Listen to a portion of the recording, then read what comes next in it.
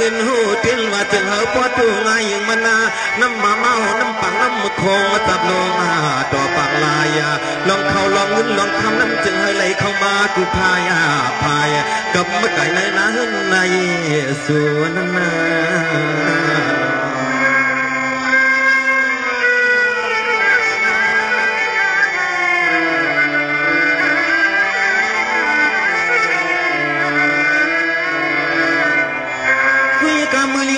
จอมดังเจ้าตาหน้าเลี้ยวกระทาลงใจพาเที่ยวจ่อข้ากอมลัดเอาคือย่อยเต้าคือย่อยตัวยาวเต้ายินดังขึ้นดังหึงเตือนให้พี่น้องเขามาถึงเนื้อพอยตัวข้าเขาคือสง่าคำขันเสียงองค์พอยเดียกูทำนี้ว่าชมมาชมความมานำใน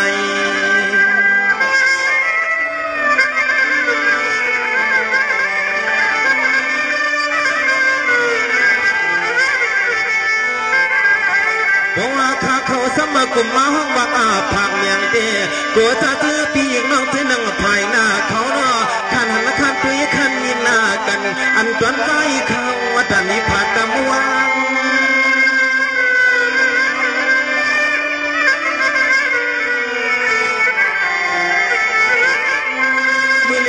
ข้าที่ขึ้นมาถอยปล่อยก่อนย้อนทำมือกันในกว่าไปขี้กว่ากวางไปห้างกว่าเยอะไปเฉยกว่าส่วนละน้อยอ่อนพี่น้าอันยากระตังเชียงต่อใจข้าในกว่าย้อนอักขระอลังอยู่เจียมกูคนเล่ร้อน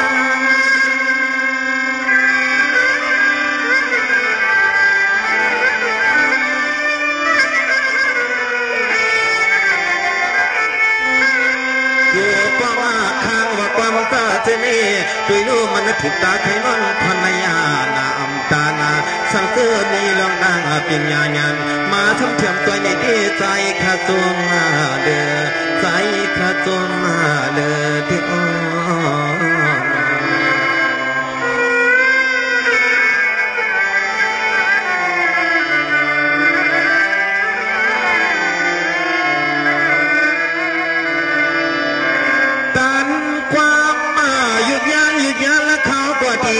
ปวดหน้าปวงปวดพี่เงาตั้งชิงอขนาดขันตุยข้าคือสงนานา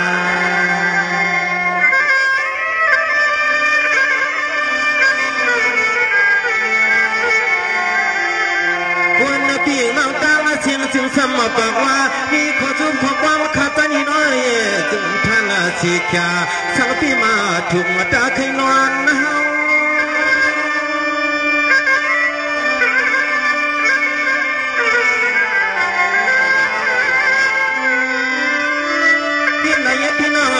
จำตั้งกายความมันอกเนื้อแต่เขามาคันตันลีเศร้าโยอันนั้นเป็นใจเขาก็ย้อนข้องอลังพี่น้องมาตั้งเสียงดูบุกก่อนนะกว่าแค่ที่นี่ตัวใจเขาหือไปว่าพอสมถึงผูกต้อยนามานั้นตีไกลขึ้นหน้าบอกพอสมถึงผูกมาต้อยนามานั้นตีซ้ำมาขึ้นละทุกอ๋อ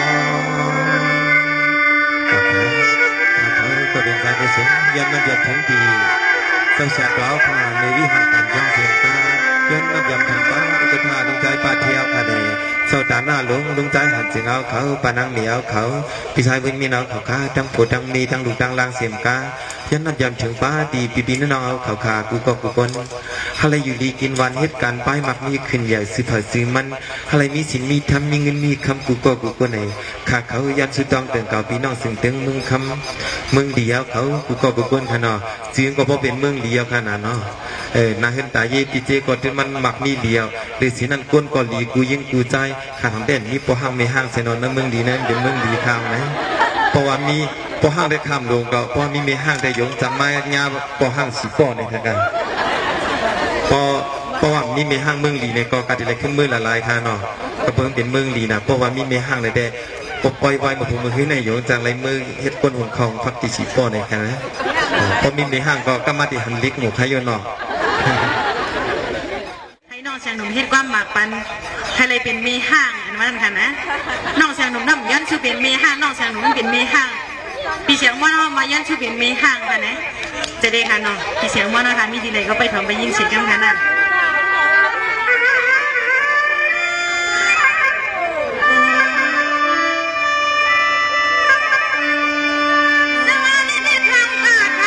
เ